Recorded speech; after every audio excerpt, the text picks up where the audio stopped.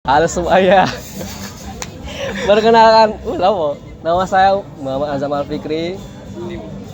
NIM 23953 ingin mengerjakan tugas wawancara UAS kecakapan antar personal. Ini mewawancarai teman saya, teman berprestasi yang inspiratif. Ya, silakan Mas perkenalkan diri dulu. Oke ya. Halo semuanya. Sebelumnya perkenalkan, nama saya Prama Satya. Ya biasa dipanggil Pram. Saya dari kampus UMY, untuk jurusannya Prodi Agribisnis. Dah. Dah. Terus apa yang memotivasi Anda hingga akhirnya bersedia menjadi ketua himpunan mahasiswa pertanian Agribisnis himpunan pertanian ya? Periode 2025 atau 2026? Ini apa yang memotivasi Anda? Ceritanya gimana awalnya gitu? Oh, cerita awal ya, perjalanan awal. Ya, kok bisa jadi ketua himpunan? Ya berawal dari perjalanan satu periode jadi anggota. Eh, Lalu ya saat udah di masa pengurusan akhir periode kan ada pemilihan ketua. Ya saat itu ada amanah dari teman-teman lah yang mempercayai untuk saya untuk menjabat jadi ketua himpunan. Nah, ya mungkin motivasi saya berawal dari situ, ada harapan kepercayaan dari rekan-rekan teman, sehingga ya mungkin jika ditolak ya barangkali itu menjadi jadi momentum saya untuk lebih baik, lebih upgrade diri. Jadinya ya itu mungkin saya berawal dari situ motivasinya untuk bersedia lah untuk menjadi ketua. Jadi Mas Hatta ini dicalonkan, bukan mencalonkan? Kurang lebih begitu. Oke. Aduh, terus langsung aja pertanyaan intinya aja. Mana sih? Menurut Anda apa arti personal branding bagi seorang mahasiswa khususnya yang aktif dalam organisasi? Arti personal branding ya. Ya. Sebelumnya mungkin arti personal branding ya luas ya maknanya, tiap-tiap orang memiliki arti sendiri. Cuman menurut dari kepercayaan saya sendiri, personal branding itu ketika di satu sisi kita ada berawal dari hobi atau kesukaan sesuatu gitu yang nantinya itu bisa dipakai untuk untuk upgrade diri, terus untuk meningkatkan personality ya gitu. Nah itu bisa, menurut saya itu terkait personal branding, sehingga apa yang dimiliki diri sendiri itu belum tentu dimiliki orang lain gitu.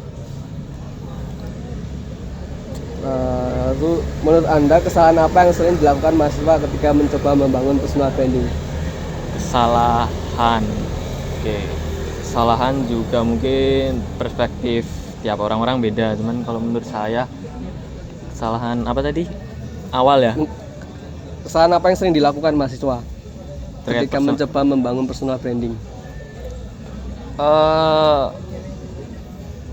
Ya itu masih melihat kiri kanan dan mendengar hal-hal yang sebenarnya menghambat untuk berkembangnya diri sendiri, sehingga ya kalau itu memang diyakinkan itu potensi dari diri sendiri, kenapa harus mendengar dari tanggapan orang lain. Nah makanya itu fokuslah diri sendiri aja dulu. Setuju aku sih. Ya itu yang dibalik kamera saya dengerin ya, Raffi. Saja sebagai mahasiswa yang juga menjadi ketua himpunan, pastikan sibuk kan ya. Bagaimana Anda membagi waktu antara kuliah, organisasi, dan kehidupan pribadi? Oke. Ayo jelasin saat. Oke, terkait itu untuk persentase yang masih harus difokuskan tetap kuliah karena tujuan awalnya kan ya dari diri sendiri untuk berkuliah. Ya. Jadi saya memposisikan kuliah itu tetap prioritas. Lalu satunya tadi apa? Selain yang organisasi. Kehidupan pribadi.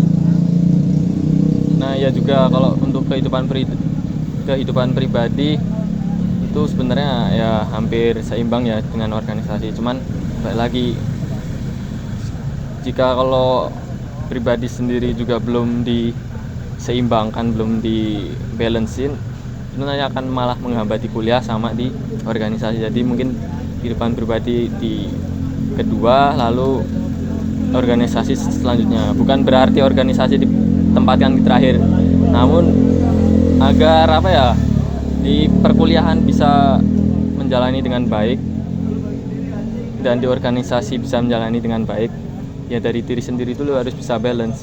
Oh. Jadi ya itu menurut saya memposisikannya begitu.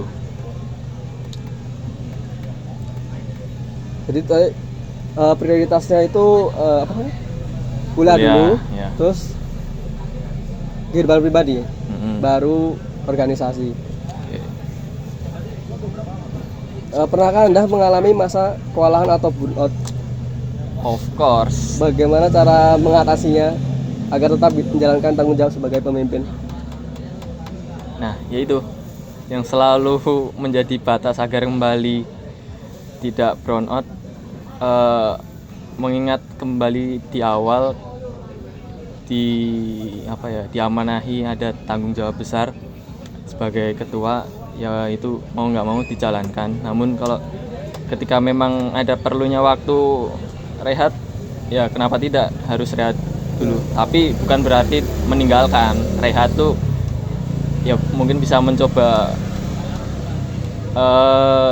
ada space waktu untuk diri sendiri lah.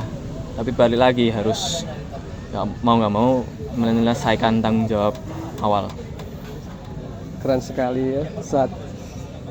Oke, mungkin yang terakhir, dari seluruh pengalaman menjadi ketua himpunan, pelajaran paling berharga apa yang Anda dapat? Dan pesan atau motivasi yang ingin disampaikan kepada mahasiswa agar semangat kuliahnya atau ingin aktif berorganisasi tapi masih ragu karena takut tidak bisa membagi waktu. Ya, Yang pertama apa tadi? pengalaman berharga. Pengalaman Ya. berharga. Balik lagi ke topik garis besarnya yang tadi ditanyakan, manajemen waktu. Karena kalau apa ya,